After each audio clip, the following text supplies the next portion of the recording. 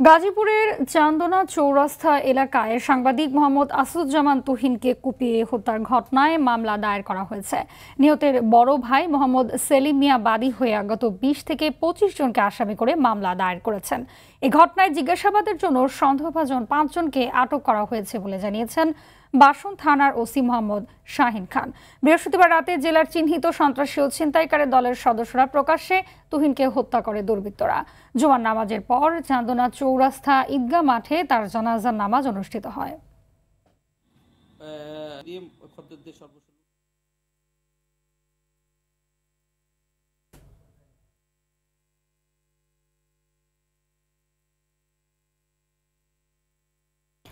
দর্শক, এই মুহূর্তে গাজীপুর থেকে সরাসরি যুক্ত হচ্ছেন সহকর্মী আজহারুল ইসলাম।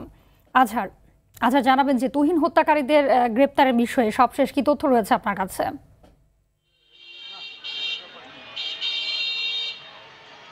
ধন্যবাদ। তুহিন হত্যাকারীর ৫ আসামি তাদেরকে আটক করে জিজ্ঞাসাবাদ চালিয়ে যাচ্ছেন। তাছাড়া তুহিনের মরদেহ পোস্টমর্টম শেষে প্রথমে গাজীপুর চৌরাস্তা চন্দনা চৌরাস্তা নাসিম মসজিদ মার্কেটে প্রথম জানাজা অনুষ্ঠিত হয় এবং এই জানাজা শেষ করেই কিন্তু তার নিজ গ্রামের বাড়ি ময়মনসিংহের ফুলবাড়িয়া এলাকায় নিয়ে যাচ্ছে। ওইখানে মাগরিবের নামাজের পর তার জানাজা শেষ করে তাকে কবর দেওয়ার কথা রয়েছে।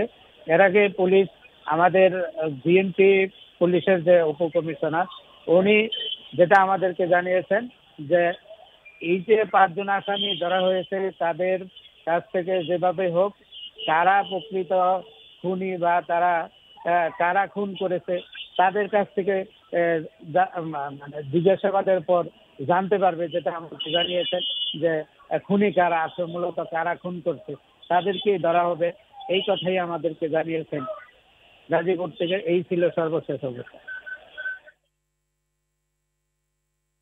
ধন্যবাদ আপনাকে।